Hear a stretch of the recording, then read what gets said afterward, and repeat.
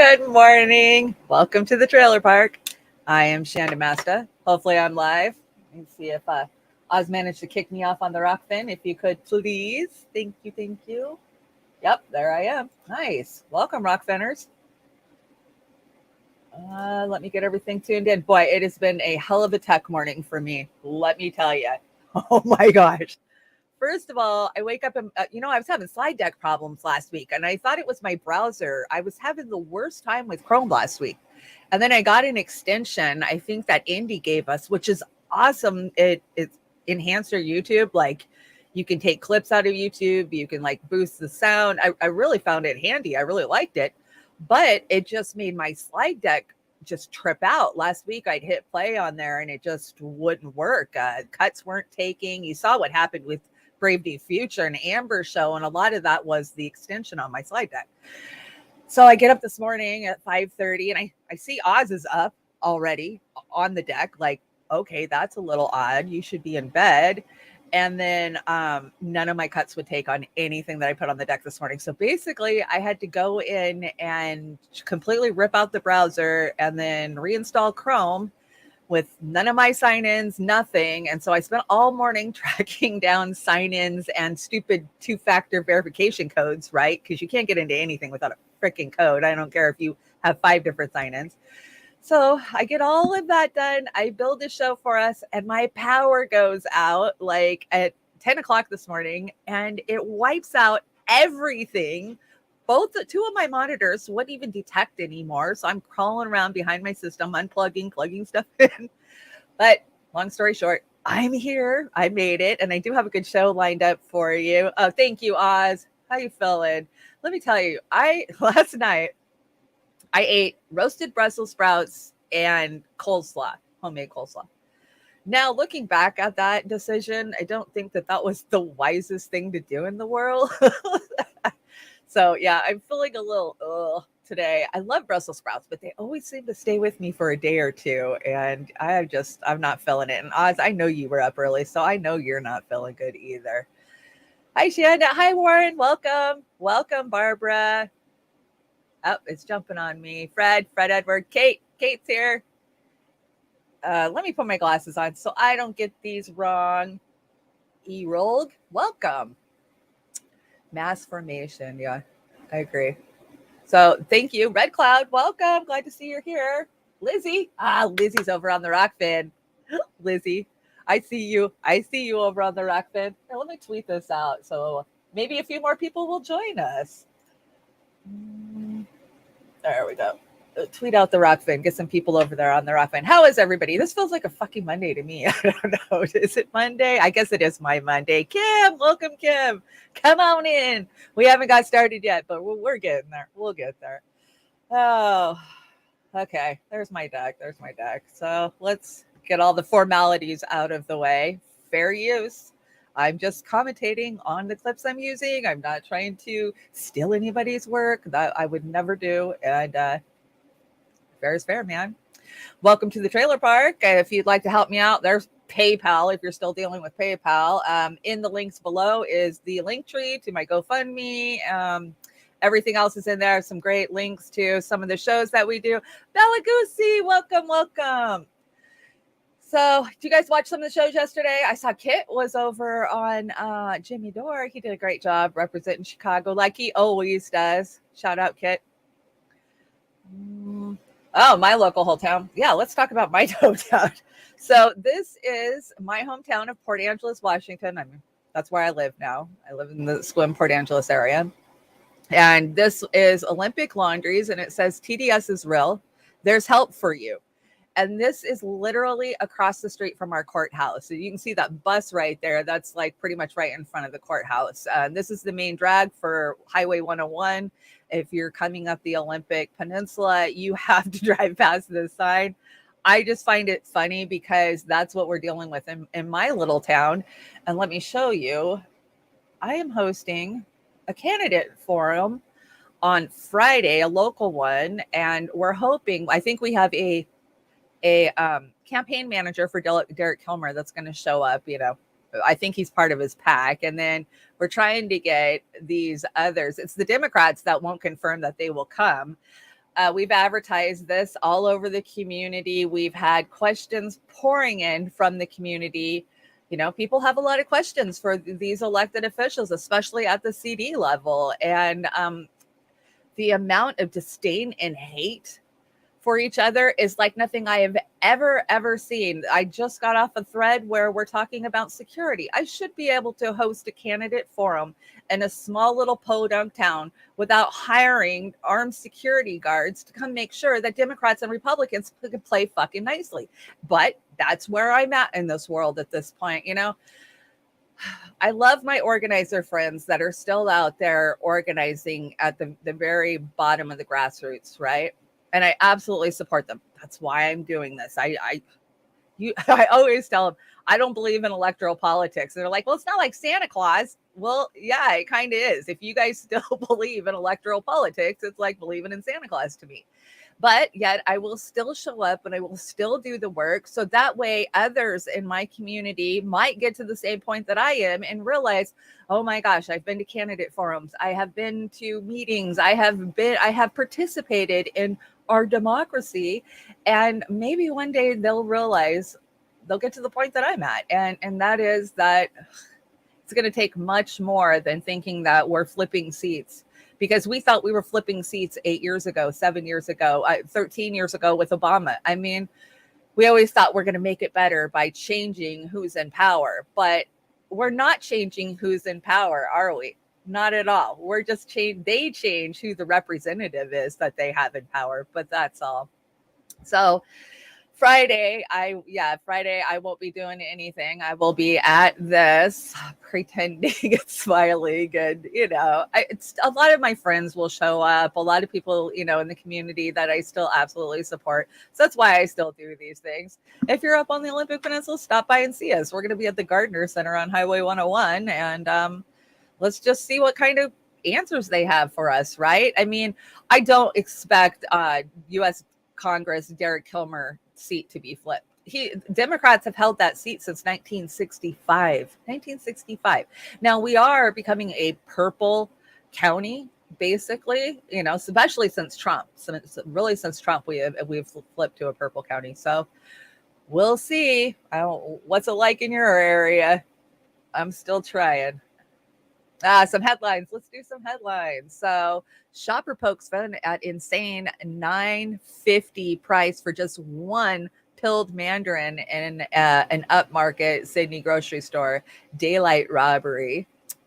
Yeah, remember when I reported 18 months ago that you were going to be paying $1 an egg? Well, guess what? They're paying $1 an egg in some spots, and we knew this food crisis was coming, especially with what we saw happening in the last year with a lot of our processing plants.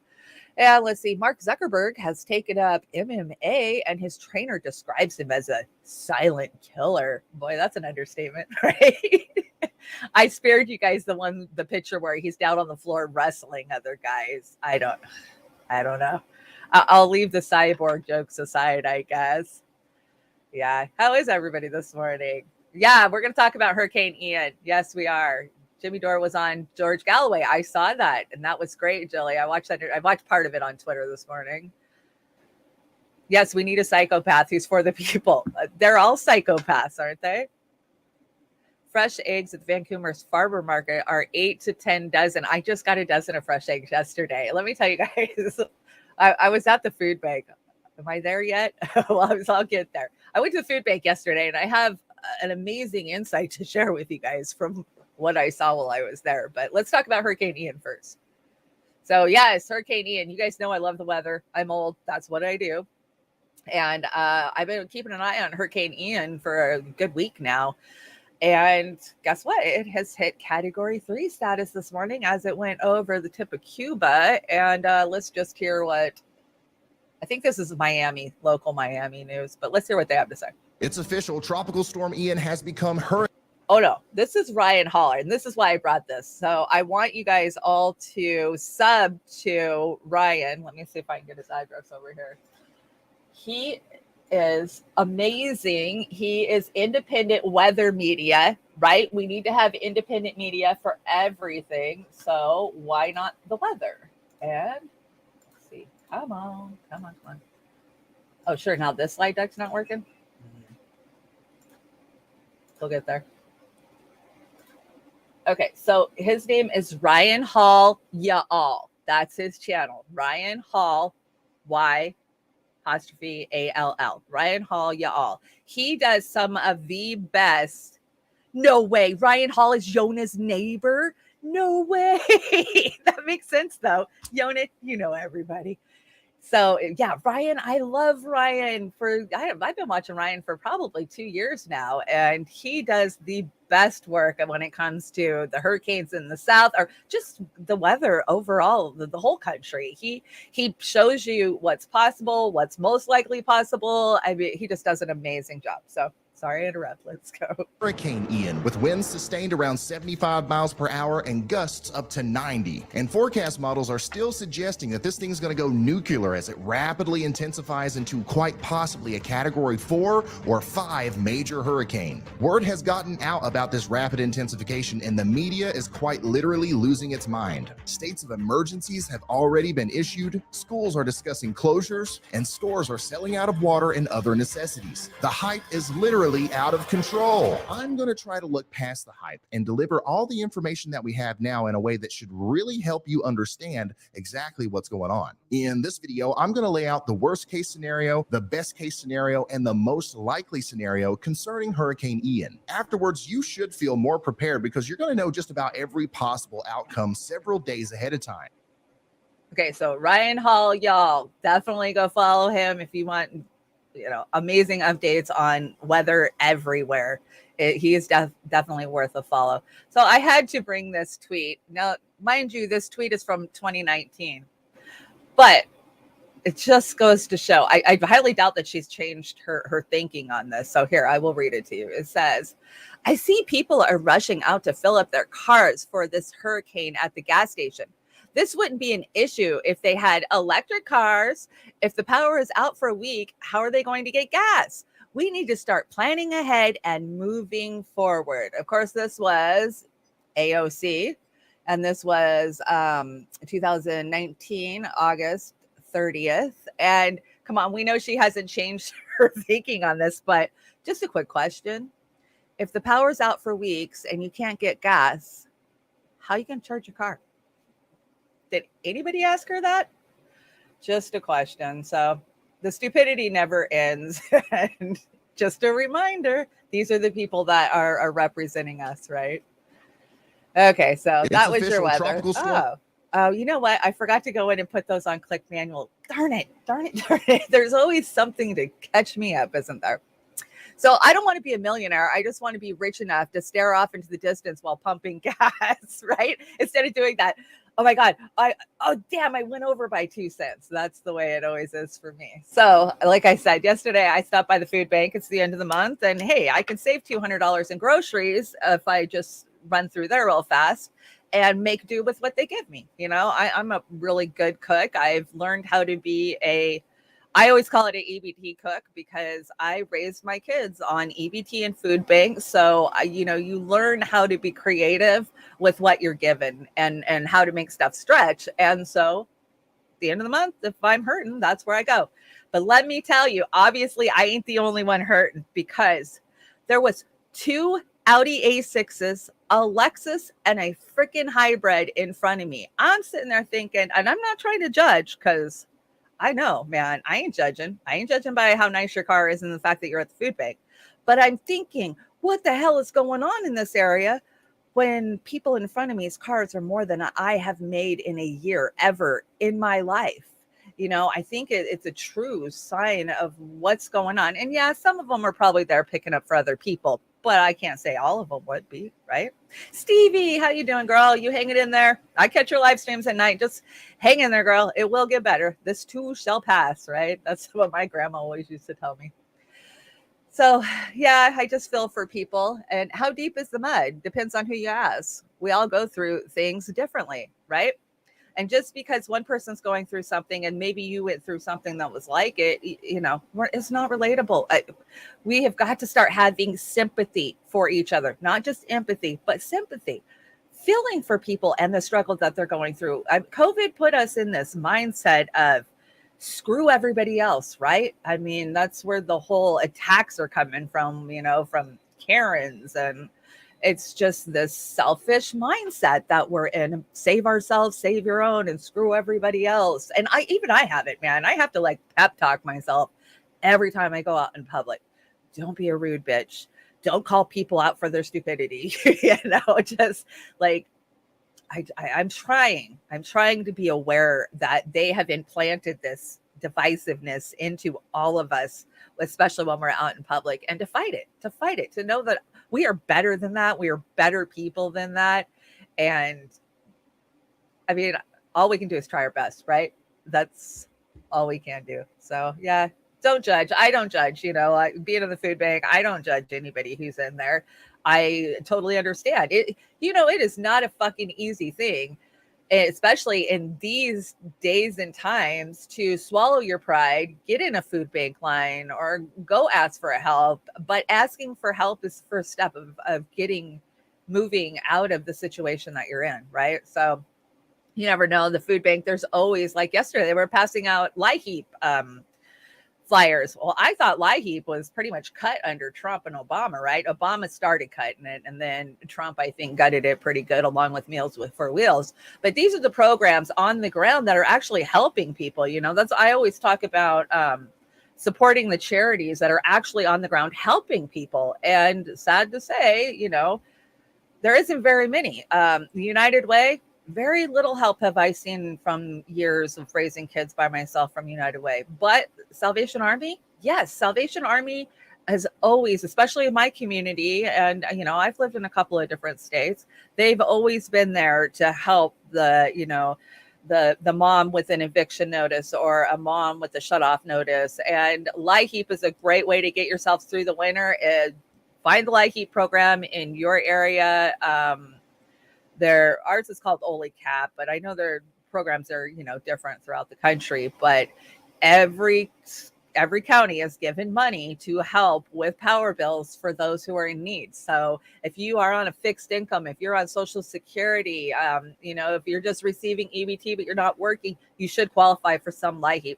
Reach out, find where the LIHEAP is in your community, and get those appointments, because that could save you anywhere from a couple $100 to, I mean, when I was young, it would save me $800 in the wintertime. They give me $800 to $1,000 for my kids for power. Well, that would knock out 2 or 3 major winter power bills for me and help me limp through and survive until the summer when the rates would go down, right?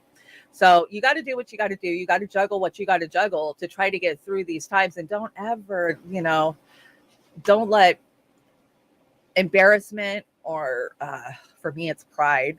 you know, oh God, how embarrassing is it to be sitting in here with all of these welfare people? But I am those welfare people, and I have been my whole entire life. And I'm not ashamed, because I've raised very smart, strong, competent children that have amazing work ethics. They understand what they've got to do to survive in this world. And that was the most important thing for me, is being realistic about what survival is going to look like for my working class kids in the future. How's our chat doing? Oh, I see lots of LIHEAP is very helpful. Check your DHHR. Thank you. Yes. I just, I'm trying to remind people that there is programs out there that will help. And definitely not places like the Goodwill. I never give money to those type of charities ever. What do we got? Let's talk about the economy. So speaking of Hardlands Media and Kit, like, he was on Jimmy yesterday. He did an amazing job, great job. But I want to hear from Kit just a little bit. And this is like a 25-minute segment, and go watch it. I mean, Kit does a great job of calling it out for what it is. We have been calling this out for years now, predicting this was on its way, and it's on its way. We're in the thick of it, when prices are the way they are right now. Like this, and I hate covering subjects like this, because throughout all of 2020, 2021, we've been saying that we've been long overdue for an economic collapse. Never forget that in 2008, the people responsible for that economic disaster, the banks, Wall Street executives, hedge fund managers, private equity firms, corporations, primarily the banks, though, and Wall Street, were allowed to get away with their crimes. And who had to pay for their mistakes? It was you, your friends, your family, your neighbors, your coworkers. Yep. And my fear is that now, with so many Americans, millions upon millions of Americans struggling with all forms of debt, not just student debt, medical debt, people losing their homes, people being evicted from their apartments, small businesses being shut down, we are due for something far more severe because the problem was never solved.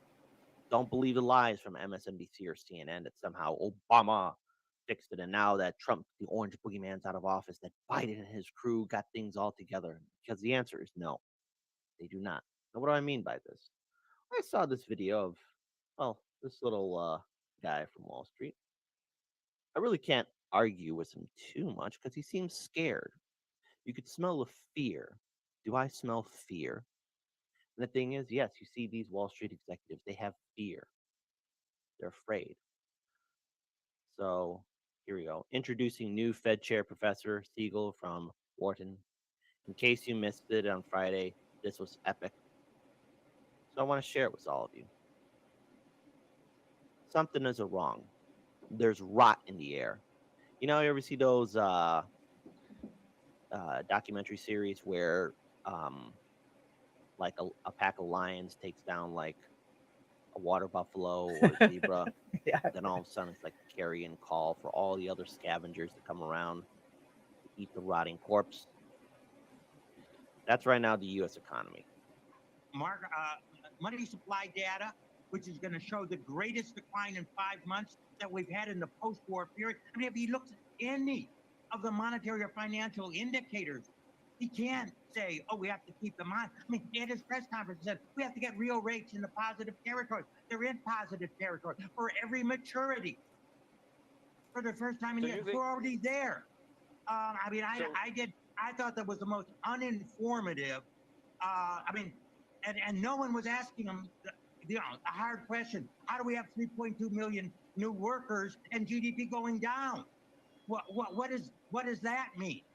What does the record decline in the money supply mean?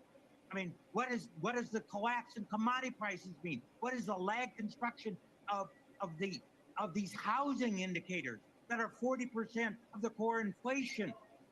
Which what does it mean? Are going to filter through inflation for the next 12 to 15 months. Is that what he's looking at? Why is he looking at that? That's not an accurate view of what housing inflation is.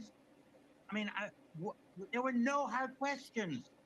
There were 50 reporters. The media didn't ask questions? Hey, he seems upset. Maybe something happened to his own personal savings account. Okay. Yeah, I mean, that goes on. Kit plays the whole thing and he does a great breakdown of it. Come on. This guy is, oh my God, they didn't even look at this and they didn't even ask any questions. They're not going to ask any questions. It's the media's job to keep you ill-informed and misinformed, not tell you that your economy has completely gone to shit and you are going to suffer for years because of it, even though you've already been suffering for 12 years? 2008, right? That's when they took my pension. That's when a lot of us lost our houses. And then they just moved over that because they, Obama, reelected Obama because Obama was so great. And then we found ourselves in 2016 going, what the hell? We paid for that economic crisis. We paid for the housing crash. I'll never forget in 2010, 2011, I was living on the opposite side of my town and I could walk up 3 different streets, A Street, B Street, and C Street. And every fucking house on those streets, we're talking 10 houses a block, was empty, foreclosed, and repossessed. And I just went by those same houses, right? They sat empty for a year and a half and then they got put back on the market and then more people came in and bought them. How long to those people who just bought all those houses are now out on their asses and the banks get to recycle, get more down payments and start all freaking over again because we never stopped them. We never punished them. We never held them accountable and we never will, right? This is the great grab and we know it is. And sadly, we're the ones at the bottom are going to be paying the most for it. Like this. And I hate I forgot to click on play on all of these. Is this the one Oz sent me? I think Oz made this. I haven't even watched it yet. Let's check it out. If you guys don't know, Hands Off Assange, I'm sure all of you do. You guys are so well informed. You guys probably know stuff I don't even know, but Hands Off Assange, October 8th at the Department of Justice in DC, Roar Media. We're going to be there, Amber and I, and so many other great people. I mean, go look at the lineup. Scott Ritter. I'm super excited for that. Chris Hedges, Sabby, God, Reverend Annie. I mean, I'm just excited. Like, I can't wait to go talk to all these people. So let's check this out. Oh, it plays music.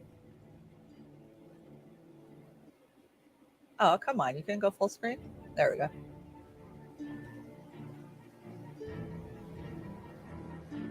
Ben Cohen. Nice. John Kiriakou.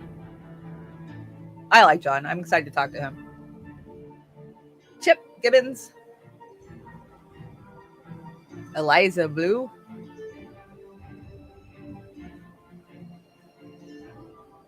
David DeCamp. Dan Cohen.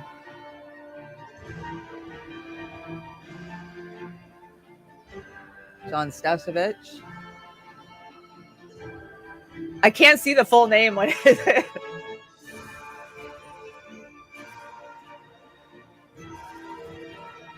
Scott.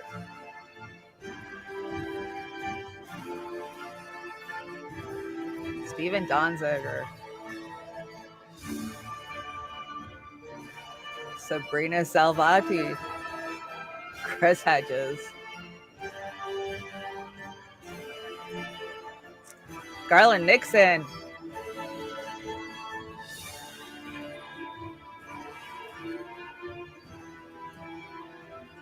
Oh, because Sorghum is cool.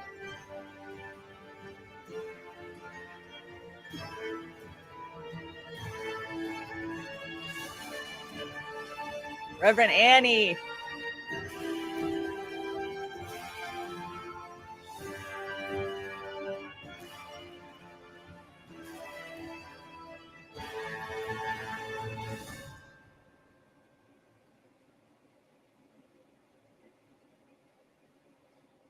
So this is going to be a global. Got to click on manual. This is going to be a global movement, rally, protest. There's going to be human chains. So I've had people ask what's going on in the Seattle area. There is a protest in the Seattle area, or I think they're going to do a human chain. It starts at Pike Place Market at 11:30 a.m. I'm sorry, 11:30 a.m. at the Pike Place Market. I'm sure you'll just see people out there when you head towards into the, the main market area. And yeah, wow, what a lineup, Iona. I'm so excited that I'm going to be on the ground for that. I got my new little camera and I am just going to be getting interviews, man. I got questions. I lay in bed thinking of questions that I can ask these guys when I see them. So yeah, I'm super excited. I got my press pass and you guys have really helped out. God, this trip has been double the cost of when we went 2 years ago. And it's just the shine of the times, right? I mean, airfare is insane right now. Hotel costs, and then it's to throw the Women's March on top of it, even though the Women's March ain't what it used to be, right? We're not talking about the 2017 type of Women's March. I highly doubt there's going to be that many pink pussy hats in the street. But it did make it a little bit more difficult to plan this trip. So if you can help out, please do. Like I said, in the description below is the GoFundMe, my PayPal. Thank you to everybody who's helped so far. We're getting there. We got a little bit further to go, but we're gonna get there. We're gonna get on the ground and we're gonna get a ton of good footage. So thanks for all your support. Now let's talk about this. Me and my unvaxxed friends in 2025. Let's put it back in screen mode. How do I do that? What happened here? This is what I mean by I've had tech issues all dang day. Okay, maybe that'll work.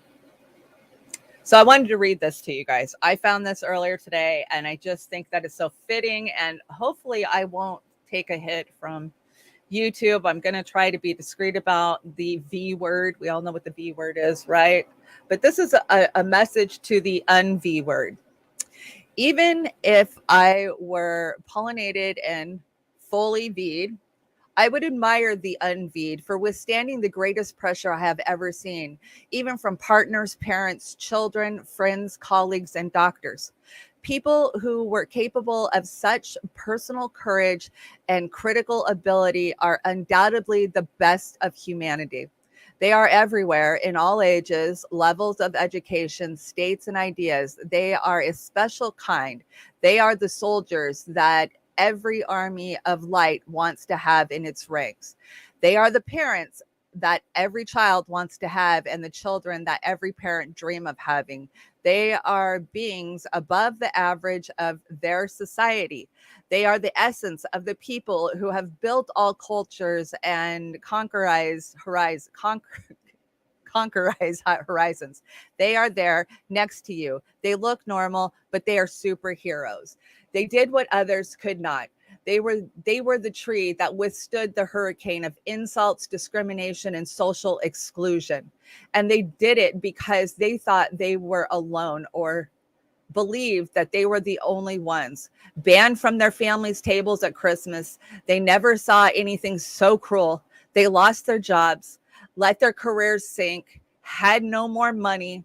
They didn't care. They suffered immeasurable discrimination, denunciation, betrayal, and humiliation, but they kept going. Never before in humanity has there been such a casting. Now we know who are the best on planet Earth: women, men, old, young, rich, poor, of all races or religions, the Unvied, the chosen of the invisible ark, the only ones who managed to resist when everything collapsed. That's you. You pass an unimaginable test that many of the toughest Marines, commandos, Green Berets, astronauts, and geniuses could not withstand. You are made of the stuff of the greatness. Whoever lived, those heroes born among ordinary men who glow in the dark. Author unknown.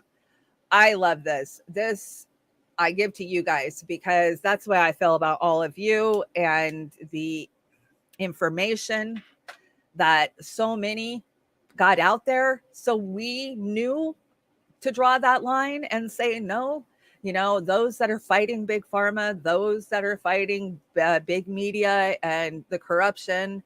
Yeah, I commend you. And I just want to say, for those who did get V'd, I love you. I support you. And I will continue to fight for your recognition of any damages and harms that were caused to you. You know, we all have family members that did or didn't. You know, we have to stop letting this be divisive. I mean, the facts are out there. We know what the facts are. We knew what the facts were when we drew the line. And hopefully so many more will now wake up to the reality of what really happened during the pandemic, right? I think in the next couple of years, so many more that did get V'd are going to realize just what the pressure that they did succumb to, and you know what the ramifications are going to be of that in the future, right? I am so scared for my friends and family that have. I'm more scared for you than I've ever been for any of the Unvied, right? I just thought this was a very pertinent message, and I just want to remind everybody who withstood that storm, amen. You know, you did it, and keep doing it. It's us. It's those that question everything that'll keep them from taking over completely. And Whitney Webb, I love this. Whitney says, trace amount, or no, this JAMA Pediatrics says, trace amounts of hashtag COVID-19 V mRNA were detected in the breast milk of some lactating women. Caution is warranted regarding hashtag breastfeed infants younger than 6 months in the first 2 days after maternal V, right? And Whitney says, I was pregnant and gave birth while the vaccine was rollout was happening. And at every stage, including when my son was 2 months old, I was bullied and threatened by doctors in both the UK, and Chile to take it. And at one point, I had to lie to avoid a medical kidnapping of my child. And now this is what happened to one of my family members. She was told that she couldn't see her own children unless she was vaccinated. So she did what she had to do to see her kids, right? It's a sacrifice that some had to make. And kudos for Whitney calling this shit out. And it's just, it's gut wrenching to know what's happening, right? Yeah, new injury effects are coming out every day. Every day we're finding out new things. And I have, Jilly, I do have that video about the RT receptor. I was going to bring it tonight, but I'll hold on to it because I definitely think we need to talk about that. That's some Resident Evil shit there that scares the crap out of me. And, you know, Russia's been using it. I don't know. We need to dive deep into that story. So I just want to commend everybody who's pushed back on this. I mean, all of our brothers and sisters in independent media for the last 2 years that towed the line and said, no, this is wrong.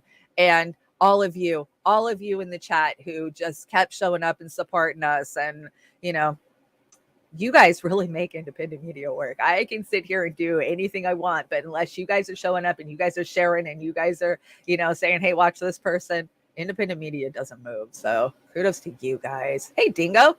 Dingo has arrived. Yes, Dingo. Dingo ate me, baby. What do we got here? So card decline. Please delete all the tweets that violated your bank's hate speech policies to process payment. Now, we all know that shit's coming, right? Well, I mean, we already know it's happening in a lot of spaces, but as far as your bank, yeah, we know that's coming. Pfizer, let's see. India authorized or authorities to Pfizer. So India says to Pfizer, you can lose 1.38 billion customers or allow an independent investigation to determine whether your product is safe and provides immunity. And Pfizer says, oh, we'd rather give up 1.3 billion customers. So yeah, we know this. Pfizer we're never going to get answers from these guys. It's going to take independent studies and labs looking at this shit and doctors like, you know, the ones that we've been supporting. You know, I saw Dr. Malone was over on, wait for it, Dr. Drew's show the other day. And I can't help but troll him every time I see him telling truth because he kind of did this thing where he walked the line, right? He had one foot in both sides, and now he's all like, "Oh yeah, I was calling that out," and he's been bringing on like Dr. Malone, and he's telling some truths. And I just go in there and go, "Yeah, well, where the hell was Dr. Malone on your show 2 fucking years ago? You know, why weren't you supporting these guys? You know, in the very beginning? I'm glad you are now, Dr. Drew." But where were you? So yeah, Dr. Drew thinks he's all young and hip and he's trying to hang out in the indie media space. But hey, as long as he's reaching some of those people that have been captured by corporate media, I guess it's a good thing, right? I mean, we might get a few pilled over to our side. Snowden. Let's talk about Snowden, guys. How amazing was that? I woke up yesterday morning and I somebody tweeted out to me and I was like, what? No way. And I didn't want to put it out till I'd confirmed it. So I'm like, is this true? Did this really happen? And then within 20 minutes, man, just boom, boom, boom, boom. Everybody was confirming it, right? But I love the shills that are like, oh, this was Snowden's plan all along. That's why he went to Russia. Any idiot that fucking says that to me, I just laugh them out of the room. Obviously, you don't know what the hell you're talking about because it was never Snowden's intention to get trapped in Russia. That was our damn State Department that did that shit. But Salty Cracker, he's got some points here. And listen to what Salty says. He used to be a libturd too. So, hey, Crone, welcome. Come on in. We're just shooting this shit today. Because while Donald Trump's position on a lot of issues is unclear, he has a firm position on Putin, and I'm going to guess it's missionary. Well, you savages over here at Patriots.Win, you always find in the spiciest of meatballs. Here you've got Tristan, everybody. Holy shit, do not name your kid Tristan. Do you want your kid beat up at school? If you want your kid beat up at school, name him Tristan. Holy balls. Whatever happened to the name like Christian? Let's go with that. No? Is it Tristan? Tristan? You have a play date with Topher and Bethany? Yeah. Here you go. Here's some more of this blue anon. Edward Snowden was just conferred Russian citizenship.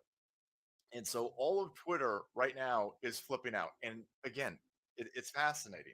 When I was a leftard, one of the reasons why I was a flaming leftard was because George Bush and Dick Cheney were spying on my balls, right? Everybody knew that the government was spying on everybody extrajudiciously, right? Through violating the Fourth Amendment, using Halliburton and cell phones and WorldCom and the NSA and bullshit FISA judges, and they were like, "Oh man, look at this surveillance state that we're living in. Look at this ridiculous surveillance state. These Republicans are spying on us and violating all of our civil rights." This is why everybody was on board with Edward Snowden. They were fine. They were like, "Oh, these Republicans." The same thing with Bradley Manning, whatever the fuck the dude who's a chick now, his name is. All of these people who were leaking out what the Republicans were doing got a whole bunch of young people to go into the left wing side because Obama was, again, stupid fucking leftards.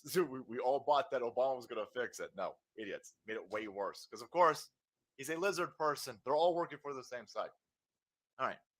But anyway, Edward Snowden was a icon of the left-hand side when Bush was in office, right? So now all of a sudden, all these same goofballs hate Edward Snowden. Really? Fuck him. He's a Russian spy. I hate Russians now so much. He's in Russia, therefore he's a Russian spy. And look, the Russians just gave him citizenship. He was trapped in Russia, by the way. Glenn Greenwald's got an entire Twitter thread about how the Obama State Department, they trapped Edward Snowden was trying to get to another place. Can't remember where he was supposed to go. But one of the layoffs, the stop-offs, was in Russia. And so then they canceled his visa while he was over there. And they stuck him. He was trapped in Moscow. But of course, because leftists are fucking stupid, they said they're no, it's because he's a Russian agent. He's working for Vladimir B. Putin on behalf of Donald Trump to destroy my democracy. It's still an election from Hillary Clinton. Okay. Fucking stupid, the whole lot of you. So now they hate Edward Snowden. And of course, so Edward Snowden is now given Russian citizenship. He's been like, what, 10 fucking years? Something like this? He's been there a long time. And now all of the blue. You know, a lot of people don't like Salty, but I know where Salty comes from, you know, because he was a liberal, like you just said, you know.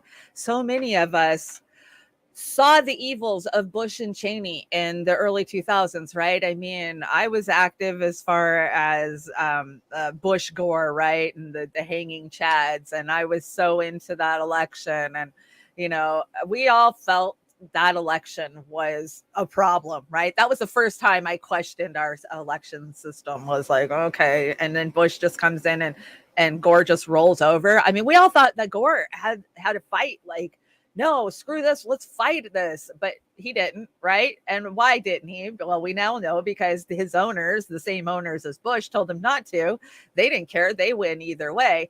And then as we go through the 2000s and Snowden reveals what he does, and we start realizing the gross misuse of power that we saw those in power at the time was the Republicans doing, right? Halliburton. And, you know, my partner after 9/11, he worked for Kellogg Brown and Root, which is a subsidiary of Halliburton. He was in Iraq. And so, you know, we saw what they were doing, and that made the pendulum swing back so violently. And that's where we got Obama. Right? Obama was going to come in and hold these guys accountable, and he was going to shut down Guantanamo, and we were not going to be this country that was just misusing of power. And we were so lied to. And then you go 2008 and the collapse, and there it's all one big cabal. I'm so tired of the left right paradigm crap of this. If you just take a step back and you look what's happened for the last 30 or 40, 50 years, it is not a left-right paradigm. There's us and there's them. And that's the only difference. And I'm glad Snowden got this. I trolled a bunch of posts yesterday over on YouTube saying, good, Snowden's a hero. He deserves to live his life in peace. But let's do this for Julian Assange now. You know, show up outside the Department of Justice October 8th. Just trying to drum up as much support as we can get for real fucking truth tellers. We wouldn't know anything that was happening in the last 20 years if it wasn't for Snowden and Julian Assange. And it's only fair. It's only right as human beings that they are allowed to live their life in peace. I so worry about Julian Assange. You know, Oz has had me watching this show called Blacklist for the last month, and I'm obsessed with it. There's a million seasons, and yeah, it was on NBC, and yeah, a lot of it's social programming, I do believe. But it admits a lot of truths about the fact that we are terrible about just doing what we want, where we want, how we want. And we see that especially with Russia and the Ukraine war, right? There's so much information coming out, especially the last few days, about us tanking peace talks and threatening the Ukraine, and just the reality of what is happening in the Ukraine. And we're all fed these lies, and we're fed these lies about the referendum that's going on, right? I saw Crystal and Sagar regurgitating some fucking State Department talking points this morning, and kudos for all of you who called them out on Twitter this morning, because that's the problem we've had with Rise, or whatever their breaking points, whatever they're called nowadays. Same shit. They just get paid by somebody else. So they deserve peace, and I'm going to keep fighting for Julian Assange till the day that he is free. I feel like I owe him that, because I wouldn't know the truth of the 2016 election. I would have known, but I never would have had it confirmed. Julian Assange confirmed what I knew about the 2016 election, working inside the Bernie Sanders campaign and what the Hillary Clinton campaign was doing, what the DNC was doing, what Debbie Wasserman Schultz was doing, what Donna Brazil was doing. And they lied. And they couldn't lie anymore once the WikiLeaks dropped and we had the freaking emails. It's funny. They never dispute what's in those fucking emails. We say it all the time, right? But Russia. I think I have some Snowden clips here. Yeah, so I have my glasses. Let me put my glasses on. So after years of separation from our parents, my wife and I have no desire to be separated from our sons.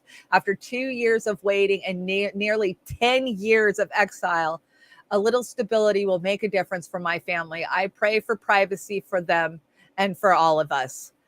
Kudos for all of us to not be spied on by the technology that's in our hands, right?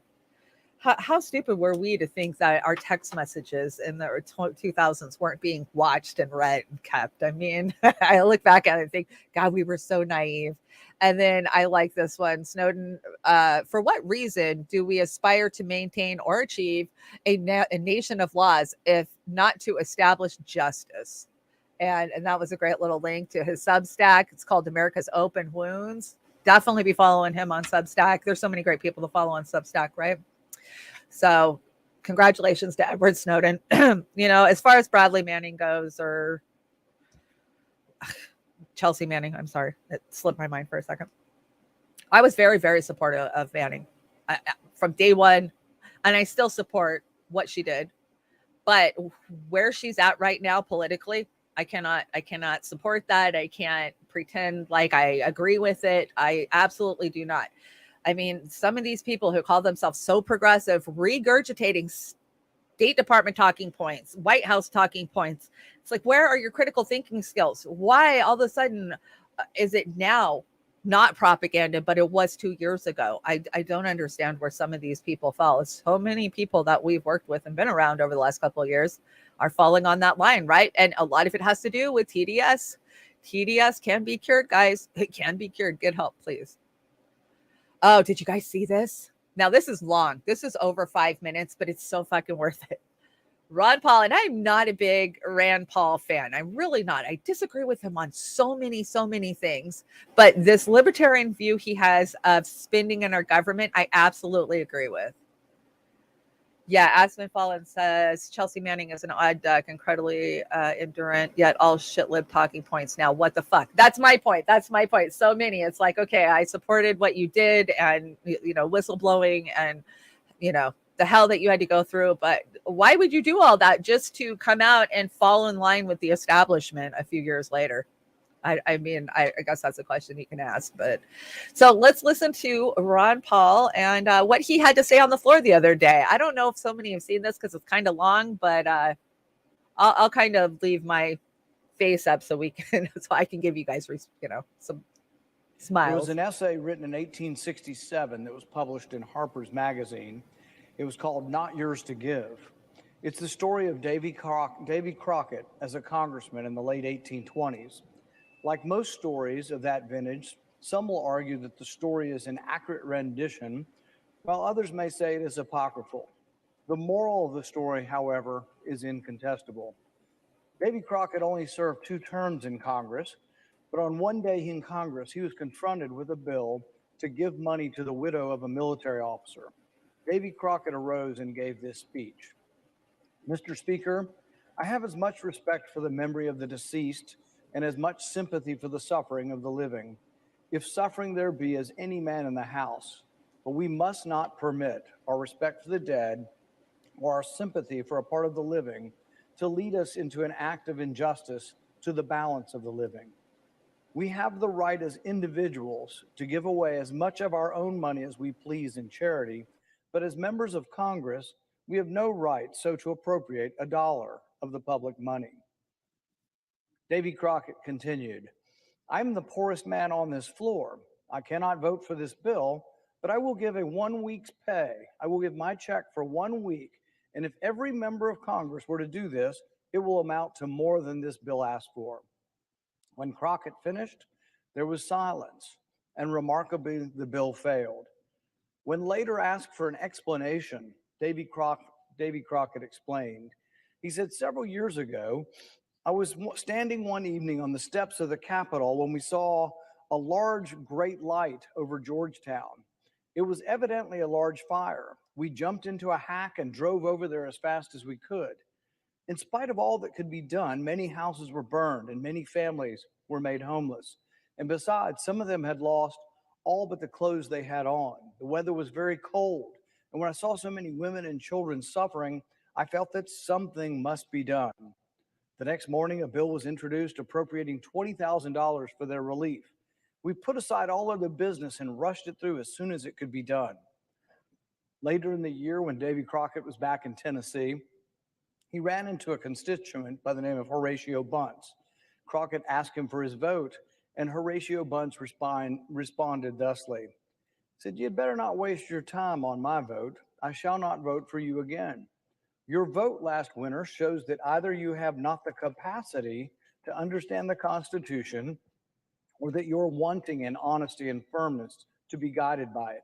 Because the Constitution, to be worth anything, must be held sacred and rigidly observed in all its provisions. The man who wields power and misinterprets the Constitution is more dangerous the more honest he is. Horatio Bunce continued. He says, no, Colonel, there's no mistake. The newspapers say that last winter you voted for this bill to give $20,000 to some who suffered from a fire in Georgetown. Is that true? Congressman Crockett answered him, well, my friend, I may as well own up. You've got me there. But certainly nobody would complain that a great and rich country like ours couldn't give $20,000, the insignificant sum of $20,000 to relieve its suffering women and children. Horatio Bunce replied to Congressman Crockett. He said, the power of collecting and dispersing money at pleasure is the most dangerous power that can be entrusted to a man. While you are contributing to relieve one, you are drawing it from thousands who are even worse off than he. If you had the right to give anything, the amount was simply a matter of discretion with you. And you had as much right to give 20 million as to give 20,000. If you have the right to give to one, you have the right to give to all. And as the Constitution neither defines charity nor stipulates the amount, you are at liberty to give to any and everything which you may believe or profess to believe is a charity, and to any amount you may think proper. No, Colonel Crockett, Congress has no right to give charity. Individual members may give as much of their own money as they please, but they have no right to touch a dollar of the public money for that purpose.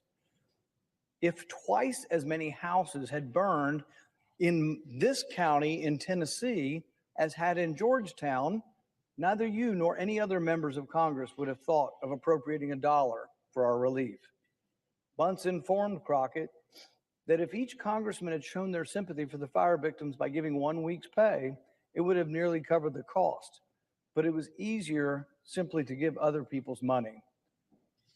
Bunce continued, the people about Washington no doubt applauded you for relieving them from the necessity of giving by giving what was not yours to give. The people have delegated Congress by the Constitution the power to certain things. To do these, it is authorized to collect and pay monies, and for nothing else. Everything beyond this is usurpation and a violation of the Constitution. So you see, Colonel, you have violated the Constitution in what I consider a vital point. It is a precedent fraught with danger to the country, for when Congress begins to stretch its power beyond the limits of the Constitution, there is no limit to it and no security for the people. Today, we are faced with a vastly greater sum of money than $20,000. We are faced with $40 billion to be gifted to Ukraine. So, like I said, I don't always agree with Ron Paul, but I love that he looks at history to remind us of what we're allowing these guys to do, right? We give them the power to control our money. That's the people's money. And so they feel like for them, they want to give Ukraine billions and billions and billions and billions and billions of dollars while we've been crying for 20 years about healthcare for all, a universal health option, our infrastructure in this country. There's so much that we are ignoring at home that they are ignoring at home as we, get into this proxy war with Russia. And I saw a really great article from like 10 years ago that John Pillinger had wrote about how the Ukraine will drag us into a war with Russia. God, he was dead on, right? And so kudos to Ron Paul for, at least reminding these guys that ain't theirs to be given away, even though they do, right? And they'll never stop until there is none, I guess, right? So that was, I thought that was a good clip. Did you hear this story? So Gretchen Whitmore kidnapping plot, who pled guilty, has been sentenced, right? But they reduced his sentence. So I want to say this is Viva Free. Love Viva Free. He is a Canadian attorney. He's part of LawTube. He does some great breakdowns. So yeah, let's remember this plot that helped the TDS progress even further, right? There was just little things that helped edge the TDS down the road, to where now we have this full-blown mania, but this was one of them.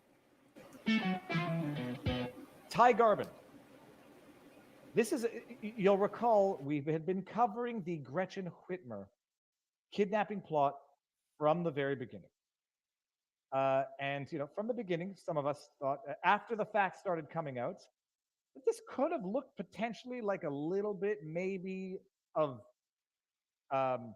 entrapment, something of a setup. The timing was very convenient for this plot, given the presidential election. The facts around it were very much interesting. The nature of the defendants was very much interesting. People who potentially never had the means or the wherewithal to carry out that which they were being accused of having plotted. Then it became known throughout the course of the prosecution, throughout the course of the trial, that there were more informants and FBI agents involved in foiling this plot than actual defendants to the plot, which led some people to question whether or not these victims were plotting the plot or whether or not it was the FBI and the informants that were actually plotting the plot to foil the plot. Then during trial, it came out that some of these informants, there were almost more informants and agents than defendants. Some of them were getting paid, and handsomely, like $60,000 a year, making more from being informants than from their their normal job. Then it became known that some of the informants were giving gift cards to some of the defendants so they could get the weapons that they apparently never had the means to get in the first place. Then it became known that some of the FBI agents were getting arrested for their own legal troubles. Some of the informants were getting indicted for unlawful gun possession charges. Then it became known that some of the FBI agents were texting their informants to delete some of the messages between the two of them. Then it turned out that 2 of the 4 defendants in the first trial were acquitted after having successfully raised the defense of entrapment. The other 2 defendants there was a hung trial. And there was a,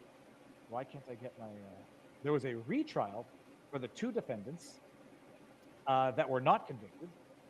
And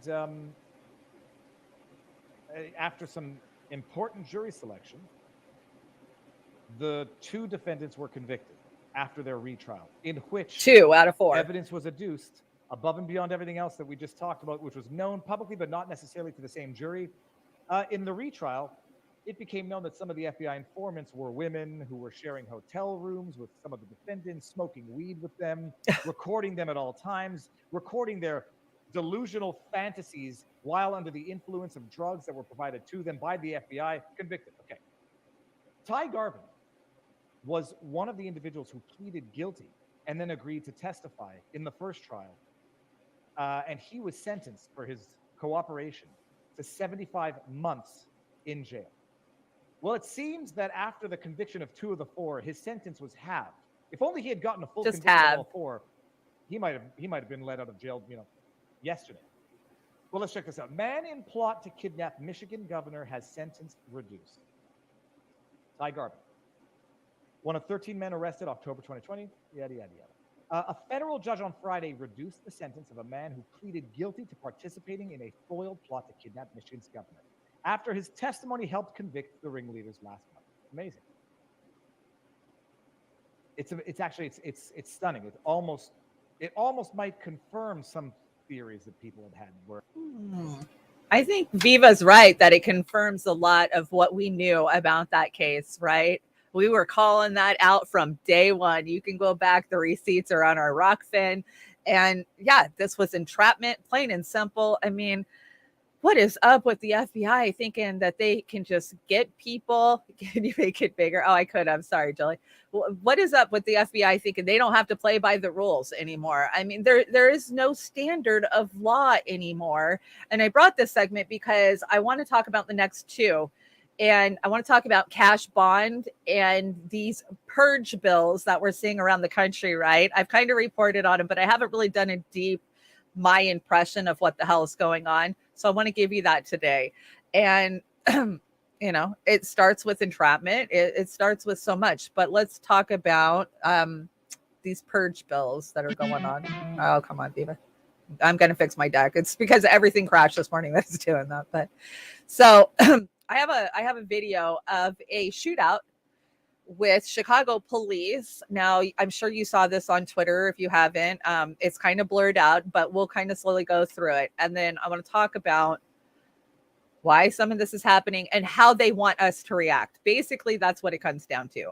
The fear mongering that they're putting into us so that we will cry for more law enforcement, right? Didn't Biden just give a bunch of money and he gave it to all the police?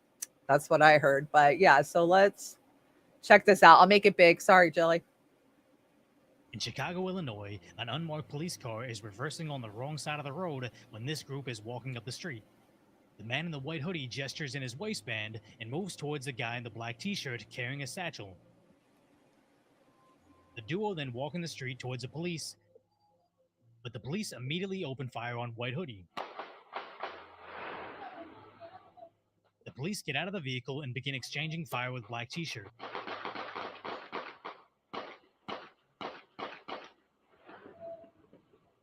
Then additional officers and fire later arrive, and white hoodie is expected to survive.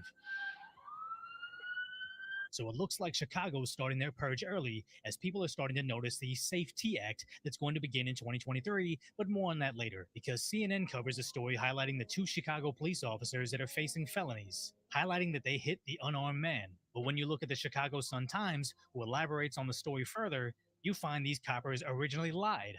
They were not wearing body cams, so they stated they were being fired upon before returning fire, stating they were ambushed with no warning. So first and foremost, these are bad cops. They should earn no donuts and should be barred from the profession forever. So why is the corporate media still manipulating this story so much? Because reading on, you see they stated White Hoodie was carrying a wine bottle and cell phone, but Black T-shirt immediately ran, retrieved his piece from the bag, and fired on the officers. And as expected, they only released half the video, not showing the officers being fired upon. And if you look at all the dinosaur media headlines, you see they make no reference to this. Yeah, he's a, quote, kid. but just blur his face and block his name. Don't pretend like half the incident simply didn't happen, because this is just my assumption, but the police vehicle was unmarked. But that does look like a police license plate sequence. So anyone that knows anything should be able to tell you that that's a cop car. So when the group sees it, White Hoodie's taking something out of his waistline that the media purposely obscured with the blur, because once he moves it, the blur gets half the size. Then White Hoodie makes a gesture towards Black Shirt where the satchel is. Then White Hoodie gets the copper's attention as Black T-Shirt flees. And sad to say, it does look like the media purposely used digital zoom to crop out Black T-Shirt's return fire, because look how magically HD the shot gets after they zoom out. So if you ask me, I think once the group noticed the cops, White Hoodie told Black T-Shirt, hey, hold my peace because you're just a kid. I'll distract them while you get out of here, but they just didn't expect Chicago PD to go full Judge Dredd on them. And again, I'm not exonerating these police officers. Coppers that are overly anxious in the streets like this, they gotta go, no questions asked. Coppers lying on police reports, they gotta go, no questions asked. Just like that rookie cop that took to TikTok to brag about making up reasons to pull people over that annoy her. Out of the way. I can go 90 miles an hour. You can't. If us officers stay behind you long enough, we can find a reason to pull you over. So you might as well get out of the way. So this cop was later suspended from the force, her TikTok is gone, and these are all good things. Because if you've been following my channel for a while, you know I have a generally pro law and order perspective on things. So I think it's equally important to call out both the police and the media in this particular incident. So if you appreciate my concise... Okay, so I like that because it covers the female cop, right? I think we did some reporting on that last week when we brought her TikTok where she was like, get the fuck out of the way. I can drive as fast as I want. If I want to pull you over, I'll think of something to pull you over for.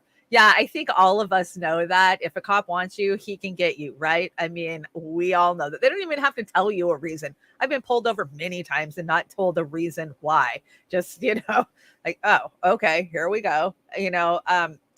So you saw what the media did with those clips, right? And that's because they're crafting the narrative. They want the narratives out there, especially with these purge bills. And I brought a little report about the purge bill and just what it means for everyday working class poor Americans, because basically we're pushing back against cash bail. A lot of us have been pushing back against cash bail for many years, and cash bail just hurts the poor. And we'll talk more about it after we watch in Chicago, Illinois, this next clip. See if I can get it pulled up. There we go. So this is Woodward TV. Take him or leave him, but he's got an excellent point. Illinois Safety Act explained. At nearly 800 pages, there's a little something for everyone to love or hate in Illinois' new Safety Act. The legislation covers everything from police use of force to equipping officers with body cameras. However, it's a portion of the legislation that will eliminate cash bond on January 1st that's getting the most attention these days. The Safety Act, short for Safety, Accountability, Fairness, and Equity Today Act, shifts the burden to prosecutors to prove by clear and convincing evidence that a defendant poses a real and present threat to the safety of a specific identifiable person or persons. Now, some say this act sounds like the beginning of the purge system. And what they say is that they want to eliminate the cash bail system because people who are jailed for something like driving without a license often have to sit and wait in jail because they can't bail out, while someone else who commits the same crime gets to bail out because they simply have the cash. You see, it really boils down to this. If it comes down to a matter of you not having money that prevents you from being released, and that is the only reason you can't bail out is because of money, this is what they are trying to eliminate, folks. Also, they are trying to eliminate the whole idea of arresting you in the first place for something you would just cash bail out on anyway. That's why it sounds like police are not going to take action against criminals. No, folks, people will still be arrested based on the situation. It is just that people won't have to be arrested for something they can just get a fine or ticket for. which they should have had in place years ago because of all the people who spend days, months, even years waiting for a trial. The media does this. They're the ones who shape these stories to become what they are. The whole country has been trying to fix this problem with the bail system for the longest time. Now, because some people think that this is some type of purge system being created, they are in effect attacking the local governments to repeal these decisions, which in effect would keep those people sitting around in jail. So let's not let them repeal these bills that are out there, because we've worked very hard over a long time to do this. I mean, as a poor person who's been to jail a couple of times in my life, and for stupid shit like driving on a suspended, the fact that $200 or $250 or even $500 is keeping you locked away from your family, away from your job, away from your kids, away from your responsibilities, it cripples the poor people. I mean, to take a hit like that, you're trying to go to work, you get pulled over, say you were driving with no insurance 6 months ago and you got a ticket, you couldn't afford that $1,000 ticket. So now you get pulled over again. Now you're going straight to jail because they impound your car, they tow it away, they take you straight to jail. And now you're sitting in jail. You're sitting in jail because you're fucking poor. You're sitting in jail because you couldn't afford the insurance that they require. You're sitting in jail because you couldn't afford the cash bond. And, you know, I've seen, especially with local judges, where somebody is not a flight risk. You know, they're going to come back for their court date, but just so that way they can keep revenue coming into the jail, they'll put a $250 bond on you just to make sure that you come back. You know, it's things like this that knock the poor people down and then shove them in the mud all the way. And so, you know, we're going to see on media a lot of these bills. I've already seen it. I brought clips for you guys to see about how they are fear-mongering these bills, especially the one in Illinois. Like, oh my God, can you imagine what's going to happen to our community? Everybody's going to be kicked out on bond. No, you know, the way that these are structured, it's always offenses. I mean, yeah, we see some people fall through the loopholes and get out that should not be out, right? And the media sure plays that up when they do. But I have seen so many of my friends and family members and people in my community suffer because of something as stupid as a fine that snowballed on them, that keeps snowballing on them, that keeps snowballing on them. And next thing you know, they're sitting in jail for a year because they couldn't pull $2,000, $5,000 out of their ass to make the court go away. And so this is our justice system. We have two justice systems in this country. We have one for the rich and we have one for the poor. And all this is going to do is mean that mass amounts of poor people are not going to be locked up on stupid shit. You know, that's what it comes down to. People that are already beat down because they're in the system.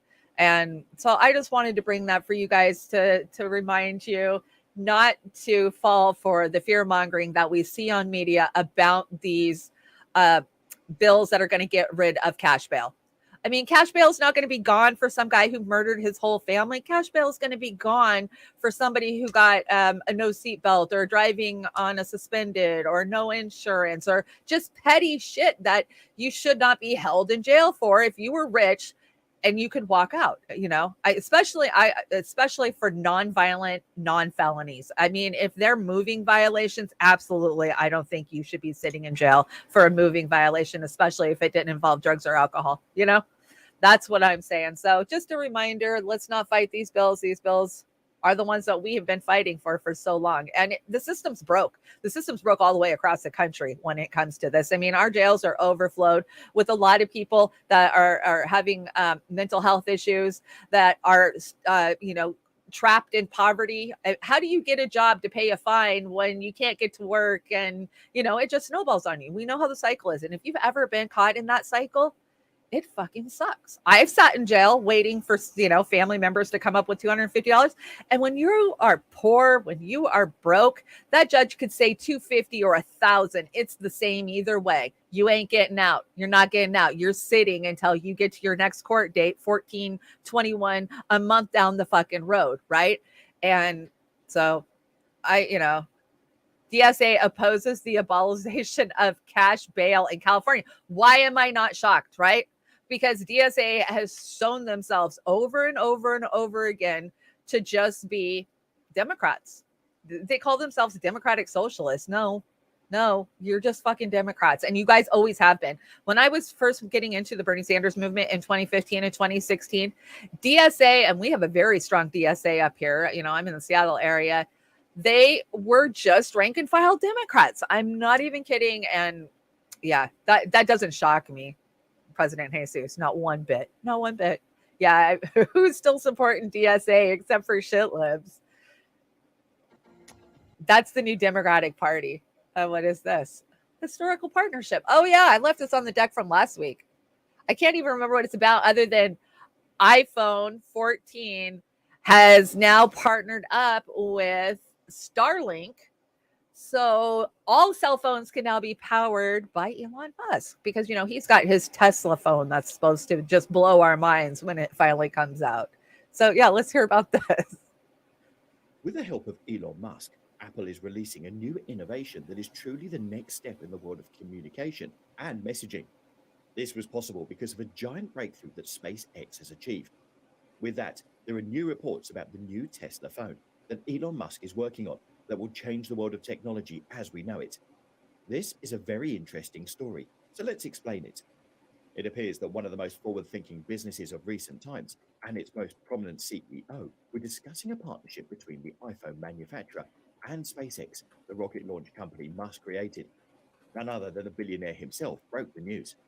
The world's richest man revealed that SpaceX and Apple had explored a satellite service for the iPhone in a post on Twitter. In essence, the two parties' conversations focused on providing iPhones with satellite access through SpaceX's Starlink satellite internet service. On September the 8th, the tech billionaire stated on Twitter that he and Apple had some positive discussions regarding Starlink connectivity. Musk, who has frequently criticized Apple for its latest advances, praised the tech giant and said that the iPhone team is undoubtedly very intelligent. In addition, he stated that rather than Starlink merely simulating a cell tower, the closed link from space to phone will function best if phone software and hardware adapt to space-based signals. He didn't specify whether the discussion was still happening. Musk's comments came a day after Apple revealed its satellite communication system in collaboration with Globalstar, GSAT. Users of the service will eventually be able to connect to emergency services, even when they are without mobile coverage using a satellite link. Initially, it is just for messaging. In locations without cellular coverage, compatible iPhone antennas would link to a satellite and communicate. The service requires being outside and moving in order to function, requires a direct satellite link, and is thus incompatible with the most recent iPhone models. For 2 years, new iPhones will have satellite capabilities without cost. Customers may now anticipate Apple releasing the services in the fourth quarter of 2022. People care The about introduction Apple of the again? service cannot be guaranteed, according to Globalstar's regulatory filing. The cooperation between Apple and Globalstar is similar to the one that SpaceX and T-Mobile announced in late August. So yeah, this was on the deck from last week. It was one of those ones that got cut at the last minute. And I'm so glad that my son Cody is in here to see this clip. Yeah, definitely go watch that, Cody. Yeah, I think all phones in the very near future will be using this technology, right? Because our military defense plan was to give Elon all the money and all the power to get those up there so that way they can control it, right? I mean, that's where we're going.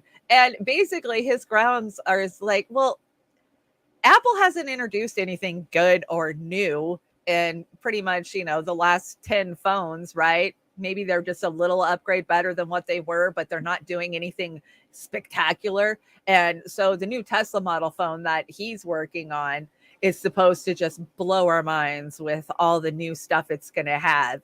And now Apple's on board with it because, he was talking shit about Apple all these years, but now they're friends. Musk has talked to Starlink to kill. Yeah, he's activated Starlink to kill Russians in Ukraine. Absolutely. I 100% believe that, that technology is not just so that way our cell phones work when we're in the woods. That's not what that technology is. And we got to stop being naive about it, So people love Elon, but you got to know who he is and who's paying him to really know what the hell he's up to. And do we want to keep going along with these phones? You know, I hate it because I need a phone for what I do, but I try to limp along just with the minimum. I try not to give them any information. I try to opt out of all of that tracking shit. But we know that you absolutely can't get out of it. And why do we know that? Because of Edward Snowden, because of Julian Assange, because of the truth tellers who've managed to get the information out to us on just how much the NSA is spying on us. So I don't remember where I got that one. With the help. Oh, I want to ask you guys, have you watched the new Netflix Dahmer? Have you guys watched it? You guys know I love the whole serial killer genre. I've been reading true life crime my whole entire adult, life. I love Ryan Murphy and American Horror Story. I thought he did a really good job with a lot of that, even though they're Hollyweird, right? But I can't bring myself to watch this.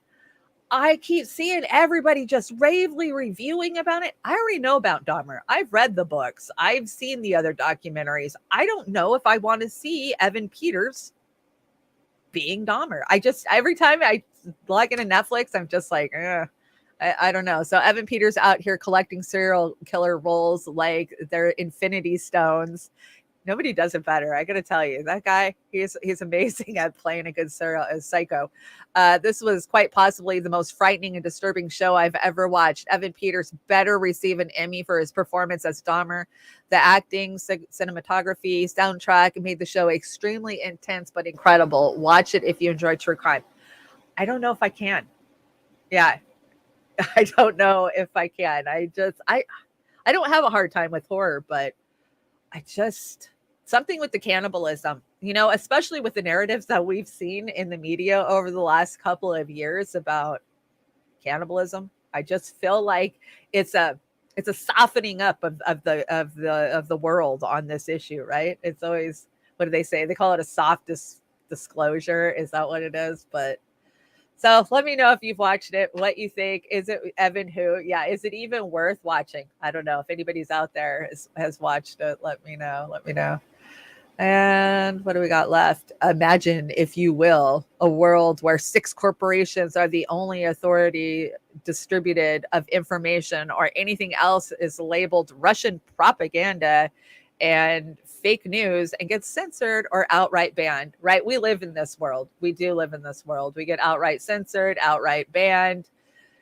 And I just thank you guys for being here and knowing the truth and spreading the truth. And it's all up to you guys, right? It's up to us to get the truth out there. And so many of you are killing it doing it.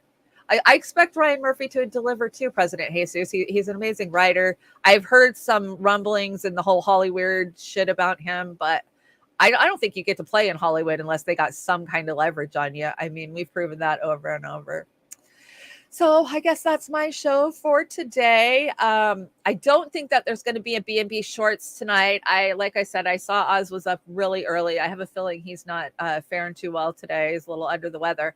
And honestly, I don't feel that great either.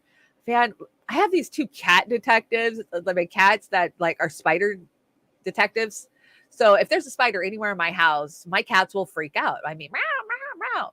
So last night I went to bed late. I'm starting to doze off, and one of my cats is just screaming. So I get up, turn the light on, and there's a huge, massive spider right by my bed, like right where I'm sleeping.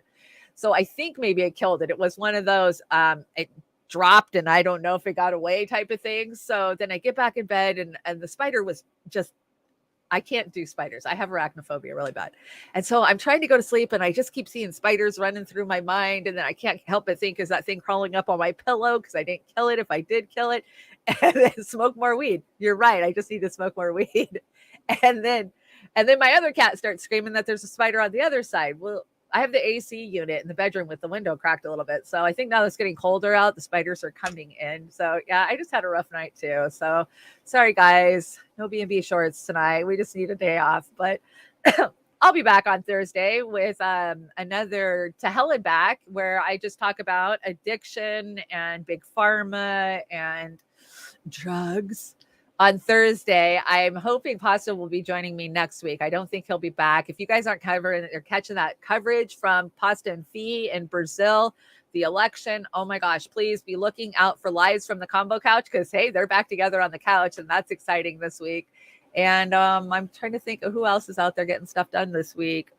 You guys know better than I do. So Andy, you rock it. Andy, I can't thank you enough. I swear I see a post go up 10 seconds after I post my stuff, and that's amazing. And all of you who share my content, who get it out there, Fred Edwards, Jilly, Aspen Falling, Yona, who else is in the chat? Red Cloud, President Jesus, Kate, Stevie with Redneck Economics, Bella Goosey.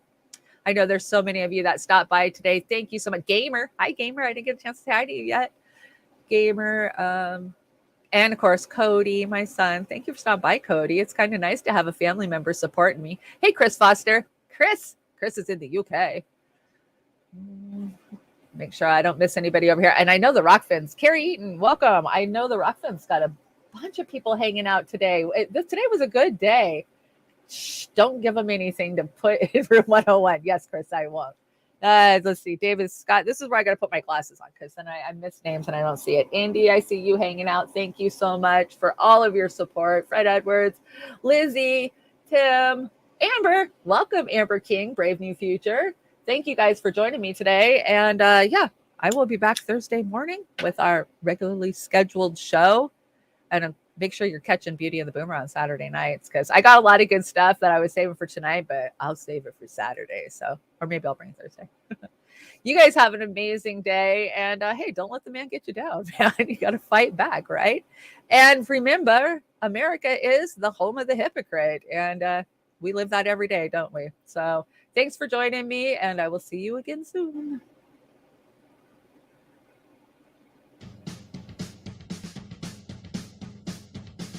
America is, America is, America is, America is, America is the home of the hypocrite. America is the home of the hypocrite. America is the home of the hypocrite. American dreams are full of it.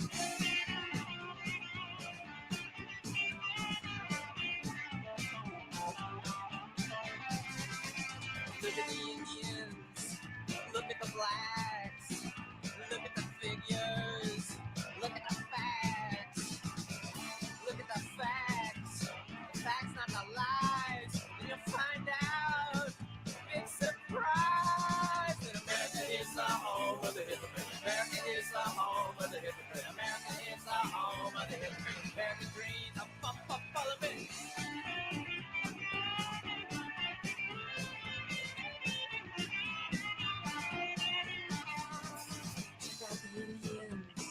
Check out the blacks, you check out the figures, you check out the facts, check out some facts, check out the facts, not the lies, and you'll find out it's a big surprise. Right between the eyes, that America is the home of the hypocrite. America is the home of the hypocrite. America is the home of the hypocrite. American dreams, only a dream, no desperation limit. New desperation level. Even though my nose don't work, I smell trouble, I smell trouble. No desperation limit. New desperation level. Murder in the government. Say you're sorry, say you're sorry. No desperation limit. New desperation level. Turn the key, turn the lock. Nationalism, you can suck my. No desperation limit. New desperation level. Watch how the world's progressing everywhere. Aggression, aggression, aggression, aggression, aggression, aggression.